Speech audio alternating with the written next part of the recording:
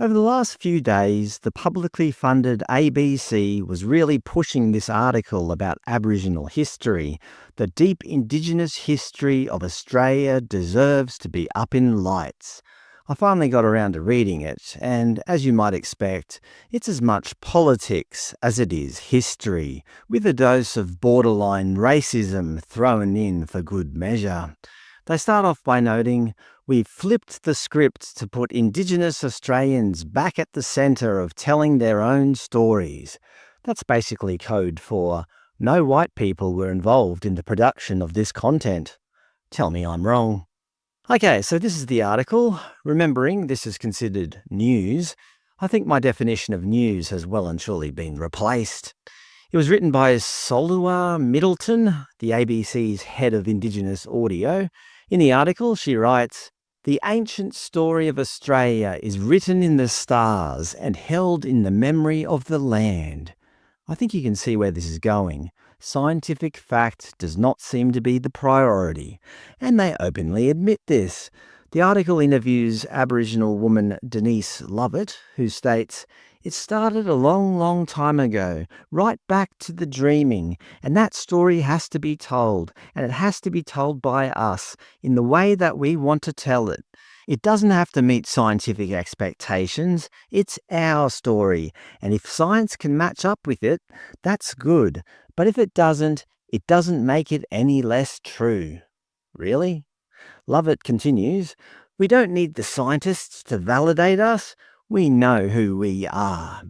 So I think you can understand that when it comes to Aboriginal history, we shouldn't let science get in the way of a good story. This is ABC activist Tasha James. Archivist. How could I possibly think that an ABC employee is an activist? She talks about cultural knowledge holders, which is a fancy term for Aboriginal person who knows stuff. They interview solicitor Terry Janke, who says companies cannot just take Indigenous cultural knowledge and use it for their own purposes. Can't they? I think they already have. But the real purpose of this article is to push you towards the ABC's Deep Time project. They note that Australia's first peoples have lived on this continent for 65,000 years. But have you ever thought about what that actually means? Not particularly. The article notes that Australia is a lucky country and that it is celebrated for its beautiful scenery, beaches, animals, laid-back culture, climate and celebrities, but claims the deep and long history of its first peoples rarely makes the cut. I think that's because people are just not that interested, and that's not an attack on Aboriginal people. People generally are just not that interested in history, whether it's Aboriginal or otherwise. They argue, Australia is home to the oldest continuous cultures in the world. That's a special thing and surely grounds to be highlighted in the same vein, and push you to click on their Deep Time project. Dive into the awe-inspiring history of the Australian continent and its people, a story 65,000 years in the making. After a quick peruse, the Deep Time project is huge. It's hundreds of pages long.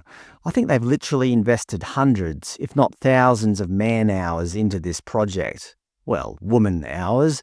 I'm sure there are some men involved behind the scenes, but the women seem to get all the praise.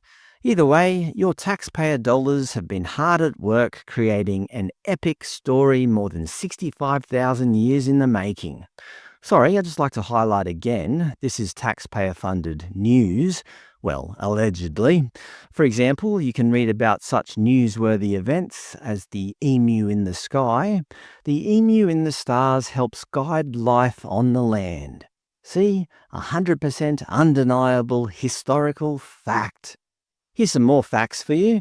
Spirit beings were responsible for the creation of the land, the sea and the sky, and all the things within them. That's why Aboriginal people say they have been here since the beginning of time.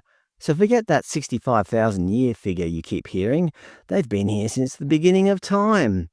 At the start, they show a single dot, which represents 250 years, about the length of time since Lieutenant James Cook first set foot on our shores, and then they show a whole bunch of dots that represents the 65,000 years, or 2,300 generations, that First Peoples are said to have survived on the continent.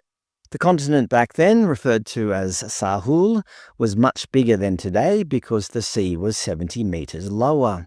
There was a whole bunch of megafauna that apparently lived harmoniously with native peoples, that is, until they went extinct. There are two prevalent theories. One, some scientists have argued that a drying climate over a prolonged period is the cause, and two, some scientists say people hunted them to extinction. Caring for country, hey? Either way, given the numbers of these giant species dropped over thousands of years, it's likely people didn't even notice their gradual decline. According to the project, Aboriginal people had exceptional stone masonry skills and developed impressive toolkits. They apparently invented hafted axes, noting, "This is at least 10,000 years before these kinds of axes appeared anywhere else in the world." See, they were geniuses. The axes were so good, they kept using them for more than 40,000 years, right up until the 1920s. Around 30,000 years ago, evidence suggests the first Australians may have been the world's earliest bakers, much earlier than those pesky Egyptians. According to the article, and therefore the facts, this is at least 15,000 years before ancient Egyptians were making bread. Axes, bread, what can't they do? Sorry, I know I only made it to 30,000 years ago, but I'm going to skip ahead. 15,000 years ago, the ABC says, "The climate is warming. Sea levels are now rising rapidly." How can that be? I'm pretty sure the climate only started changing in the last few decades. Around 9,000 years ago, they state that the seas have risen by more than 120 metres. The ocean has swallowed 1/4 of the Ice Age continent. Desert people have become sea people. If you thought everything was rainbow and picnics, think again. Around 8,000 years ago, a place of combat and punishment between neighbouring clans lies beneath a well-known Sydney park. Around 4,500 years ago, Palawa people created the first modern aircraft, at least 4,300 years before the Wright brothers made their maiden flight. Soon after, the first Aboriginal rocket entered orbit, predating the Russians by at least 4,000 years. Okay, I made those last two up, just to make sure you were listening carefully. To be clear, Aboriginal people did not invent space travel. But let's fast forward to the real reason for this entire project, 1770. This is when Lieutenant James Cook claims the east coast for the British Empire. Within 18 years, the first fleet will arrive to set up penal colonies on land that was wrongly declared terra nullius. It unfolds with the spread of new diseases, frontier wars, stolen land, stolen rights, stolen wages, and stolen generations, but also resistance of warriors. First Peoples fight for equality, rights and recognition, and that fight carries on. First Nations people never ceded their sovereignty. So there you go. That was a massive taxpayer-funded waste of time, or perhaps a piece of propaganda presented as a legitimate history lesson. We learnt that Aboriginal people were bakers, they were stonemasons, there were magical emus in the sky. Look, I'm not saying this isn't interesting, at least for some people, but should it be hosted on the ABC News website? Should it be portrayed as indisputable history? At best, it's a story with some science and religion thrown in, with questionable events being made out to be undeniable oral history. I don't mind people telling this story, but should it be funded by the taxpayer?